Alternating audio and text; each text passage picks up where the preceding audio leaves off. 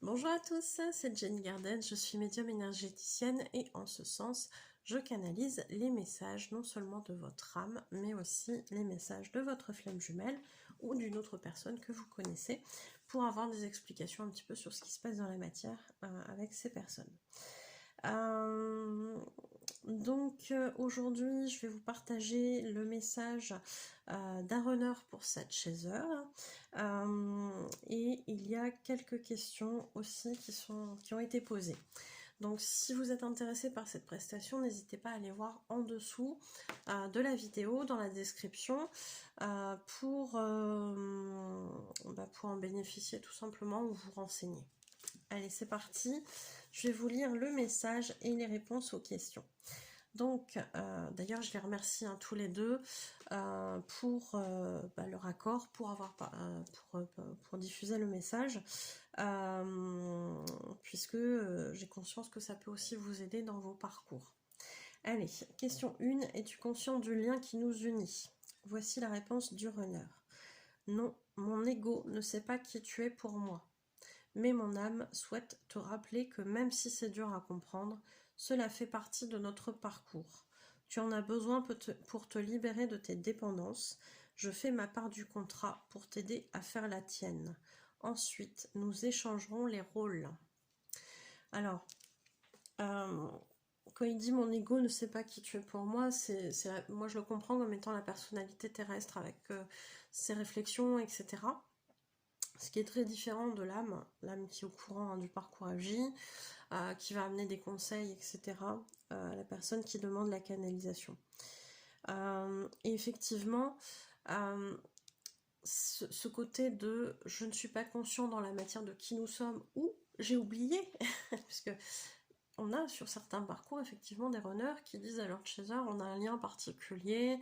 Parfois même certains vont même évoquer le lien soit d'âme ou le lien de flamme jumelle. Donc ça va très très loin quand même dans les révélations. Et puis hop, d'un seul coup j'ai tout oublié. C'est des conneries. Non, c'est pas vrai. Non, on n'a pas de lien. Non, ceci, cela. Déni complet du runner. Et effectivement, cette phase de déni, elle est hyper importante pour que le chaser puisse se détacher de ses dépendances et notamment de la dépendance à son runner. Donc ça fait partie effectivement du parcours que le runner zappe complètement ce qui s'est passé, complètement ce lien, etc. Donc oui.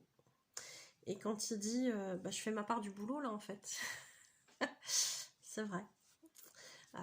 Et ça va l'aider, ça va aider sa chaser à faire la sienne, qui effectivement doit se détacher de ses dépendances, doit arrêter d'attendre quelque chose de son runner, etc. Puisque ça la ramène à sa blessure d'abandon, hein, grosso modo. Mais pas que. Parce qu'on travaille d'autres choses, bien évidemment, aussi sur les parcours. Et quand il lui dit ensuite nous échangerons les rôles, effectivement, il y a une phase où là c'est le runner qui va revenir vers son chaser et qui va essayer de ramener son chaser un petit peu à la cause, quoi, hein, si on peut dire ça comme ça. Alors, question 2. Est-ce que nous irons au bout de ce parcours dans cette vie? Voici la réponse du runner. Pourquoi souhaites-tu que je te rassure sur ce point? Nous nous retrouverons quand nous serons prêts tous les deux. Ce n'est pas le cas là tout de suite, mais cela viendra. Écoute-toi, écoute tes ressentis, ton âme sait. Laisse ton ego de côté et écoute ton cœur pour avoir les réponses. Donc il est vrai que sur les parcours, là encore ça résonnera ou pas chez vous, parce qu'il y a des versions différentes. Moi je suis dans plus... ça me parle plus de dire toutes les flammes jumelles ne se réuniront pas dans cette incarnation. Pourquoi? Parce qu'on n'est pas sûr forcément d'avoir évolué au point de se réunir dans cette incarnation, tout simplement. Mais comment dire, y a vraiment cette notion de il faut s'écouter et il faut comprendre que sur ce parcours on ne peut pas forcer les choses. Donc si on n'est pas prêt, et l'un et l'autre, forcément il n'y aura pas de réunion. Et si on n'est pas prêt à la fin de cette incarnation, c'est que c'était pas le moment, c'est qu'on n'a pas fait toutes nos compréhensions, et c'est que ça viendra quand ça sera juste. Voilà, tout simplement. Et à l'intérieur, on a les réponses. Question 3. Quels sont tes sentiments réels à mon égard? Je ressens un amour très fort envers toi. Il est puissant et perturbant pour moi. Mais ce qui est difficile, c'est de me sentir partagée vis-à-vis de toi, vu ma situation de couple avec celle qu'on appelle ma tierce. Elle fait un boulot formidable, tu sais. Donc, il y a des sentiments, il y a un amour, ça vient le perturber parce que il est déjà engagé avec une autre personne et effectivement ça peut se comprendre qu'on soit déboussolé dans ce parcours vis-à-vis de l'autre. Quand il lui dit que c'est difficile, je pense qu'il est sincère à ce niveau-là. Parce que même si le runner ne montre rien, quand il ressent qu'il y a une attirance pour son chaser alors qu'en fait il est en couple, c'est pas forcément évident. Donc on a des runners qui vont aller jusqu'à l'infidélité et puis d'autres qui vont au contraire rester entre guillemets plus raisonnables pour justement faire en sorte que leur couple dure. Et ici, il dit d'ailleurs de sa tierce qu'elle fait un bon boulot. Alors, faire un bon boulot, ça ne veut pas dire forcément que c'est une relation facile. Ça veut dire tout simplement qu'elle fait ce qu'elle doit faire pour l'aider aussi à évoluer. Puisque les tierces, elles sont là pour ça. Elles sont là pour aider le runner comme le chaser, que la tierce, elle soit du côté de l'un ou de l'autre. Les deux vont évoluer grâce à cette tierce. Donc, elle fait ce qu'elle doit faire pour le faire évoluer. Ça ne veut pas dire qu'ils vivent une histoire formidable, etc. Peut-être qu'il y a des très bons moments, peut-être qu'il y a des moments qui sont peut-être plus compliqués aussi, parce qu'elle est là aussi pour lui montrer certaines choses qu'elle ne veut plus. Hein, donc ça ne veut pas dire que c'est des relations faciles. Hein. Question 4. Tu ne me parles jamais de ta vie maritale et je ne te pose pas non plus de questions. Même si je ne le veux pas, penses-tu un jour quitter ta femme? Question délicate auquel le runner répond. Cette question est compliquée car tu fais une projection sur une situation qui n'est pas encore envisageable pour mon ego. Même si en tant qu'âme, je te dirais que mon couple actuel n'est pas voué à durer encore des décennies, quelqu'un d'autre m'est destiné. Et je crois que tu sais de qui je parle. Avec un petit smiley. Mon ego n'est pas encore prêt pour le moment à envisager une rupture avec ma femme. Perdre ce confort, ce serait me mettre en totale insécurité et mon ego n'est pas du tout prêt à gérer cette situation pour le moment. Alors effectivement, un runner va être très logique dans les choses. Faire une projection d'un couple, d'un mariage ou quelque chose alors que le couple dans la matière n'existe pas encore, c'est compliqué. Et à juste titre, ça paraît plutôt sain comme raisonnement. Par contre, il y a quand même cette attirance qui est là au milieu, hein, on le rappelle. Mais il y a des difficultés à gérer au niveau de son ego, toutes les émotions que ça peut amener parce que il y a un côté très raisonnable ou qui se dit bah non en fait on va pas parler de ça là maintenant, c'est pas le propos. Moi j'y suis pas prêt, et effectivement peut-être qu'à ce moment-là il est pas prêt du tout, peut-être qu'il l'envisage même pas encore en fait. Donc ça peut paraître effectivement très prématuré et c'est prendre le risque aussi de faire fuir son runner avec ce genre de questions dans la matière. Dans l'énergie, il peut le ressentir aussi. Hein. Alors, message libre. Sache que cette situation n'est pas simple pour moi non plus. J'ai souvent l'impression que tu ne me parles pas de cet inconfort ou de cette souffrance que cela peut t'amener. Mon âme est triste de t'infliger cela, mais mon ego est plutôt soulagé que tu ne masticotes pas. Cela m'évite de me poser trop de questions sur ma vie et sur le fait de savoir si je suis heureux. Les émotions sont compliquées pour moi, je n'ai pas été habituée à m'introspecter, ce n'est pas confortable pour moi. C'est aussi pour cela que je ne creuse pas davantage ce qu'il se passe avec toi et en moi lorsque je suis à ton contact.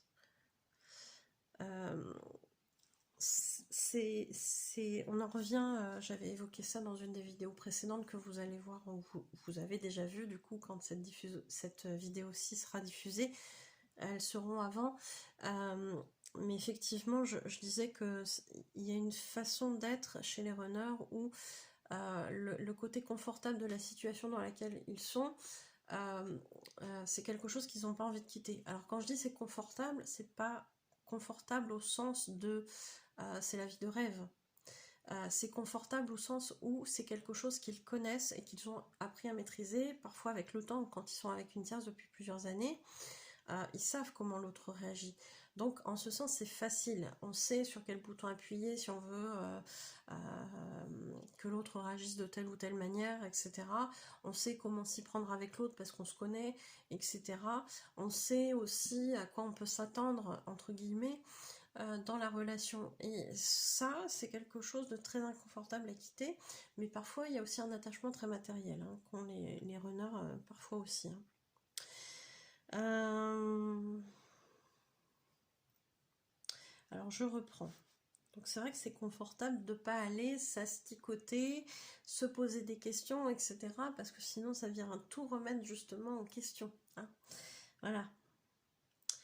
Alors j'en étais où? Tu me fais un effet que je ne devrais pas ressentir vu ma situation. Tu me troubles et j'ai l'impression de te connaître depuis la première fois que j'ai vu ton regard. Je me contente de ce que la vie a bien voulu m'amener jusqu'à présent. Je comprendrai plus tard que ce n'est pas forcément toujours une bonne option. Il est vrai chez les runners qu'ils ont tendance effectivement pendant longtemps sur le parcours à se dire bah si la vie m'amène ça, c'est que je dois vivre ça. Ce qui n'est pas tout à fait faux des fois. Mais la vie, parfois, elle vient aussi vous tester. Et vous dire, ok, t'as quitté ce truc-là, ok, est-ce que si je te remets la même situation qui était peut-être pas si bonne que ça, pour toi, est-ce que tu y retournes? Et donc là, le runner, dans ses anciens schémas, va dire, ah bah si ça revient vers moi, c'est que ça doit être pour moi.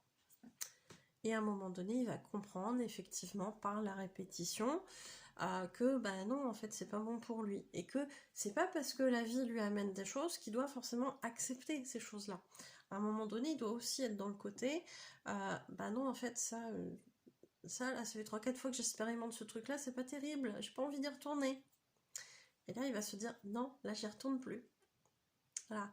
Et effectivement, il y retournera pas, il changera, il ira vers autre chose, vers quelque chose peut-être qui va plus lui correspondre.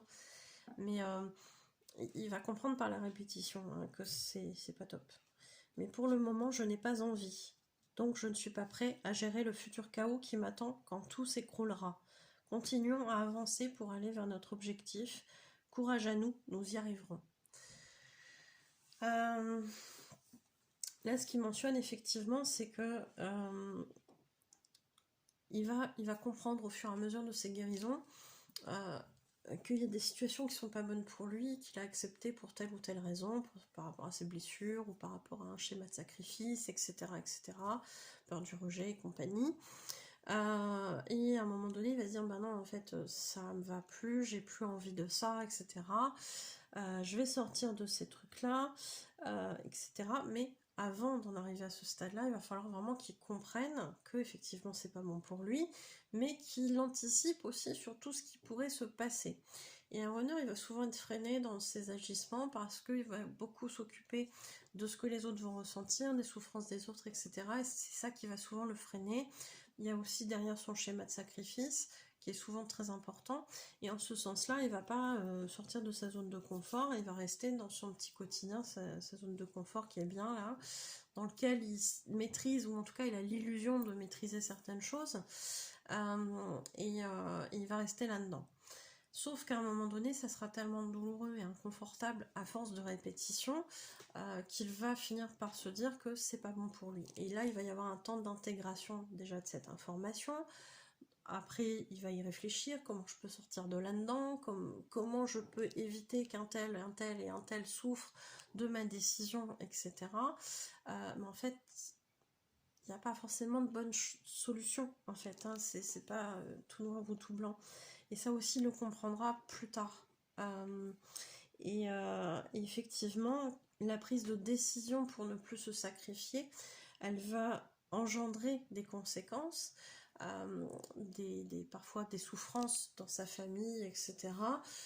des incompréhensions ou d'autres émotions auxquelles il n'a pas forcément envie d'être confronté. Et là, ça va être effectivement le chaos dans sa vie. Et à force d'y penser, d'anticiper, etc., il va finir par trouver des solutions, et puis il va surtout finir par comprendre que bah, quand bien même il voudrait essayer de limiter la casse pour tout le monde, c'est pas forcément quelque chose de possible. Et que par ricochet, les personnes qui nous entourent, que ce soit notre famille, nos enfants, notre conjoint, etc., bah, ils sont là aussi pour nous aider à vivre certaines choses, et ils vont aussi, je vous rappelle que tout le monde s'est incarné en ces places-là, c'est pas pour rien, hein, c'est pour vraiment vivre des expérimentations, et peut-être que ce sacrifice qui prend fin de la part du runner, c'est une épreuve que doit vivre un de ses enfants, aussi, hein, accessoirement. Il n'y a jamais rien sans rien. Donc je dis pas qu'il faut aller, on fait tout ce qu'on veut, etc. Non, il y a toujours des conséquences. Mais à un moment donné, on ne peut pas non plus faire sa vie en fonction de ça et de tout ce que ça provoque chez tout le monde, en fait. Ça sera jamais suffisamment mesurable. Donc effectivement, dans son esprit, mon univers va s'écrouler, comment je vais gérer ce truc-là, ça génère des peurs, etc. Et à un moment donné, il sera prêt à vivre ces choses-là, à vivre ces changements-là, à les mettre en place dans la matière pour accéder à quelque chose qui lui correspond. Et ce, malgré effectivement les conséquences que ça peut avoir sur lui, mais aussi par rapport à sa famille, ses amis, etc. Par rapport aux autres en fait, hein. Et c'est pas de l'égoïsme, hein, parce qu'il va continuer à essayer de faire au mieux qu'il peut, mais c'est qu'à un moment donné, il aura compris que tout ce qu'il aura mis en place, de toute façon, ça fonctionne pas et ça rend personne heureux. Donc, à quoi bon continuer, en fait? Bon, c'est une grande étape, c'est quelque chose qui arrive, mais c'est une grande étape à un moment donné dans la vie du runner, et c'est important d'en passer par là. Comme le chaser, il va aussi arrêter son schéma de sacrifice dans d'autres situations, hein, bien évidemment, hein. Donc voilà, j'espère que ça vous aura parlé. N'hésitez pas à partager aussi dans les commentaires vos histoires, si ça résonne avec vous ou pas, etc. Comment ça s'est passé de votre côté. Et puis, je vous remercie pour votre écoute. Je vous souhaite une belle journée ou une belle soirée. Je vous dis à bientôt. Prenez soin de vous.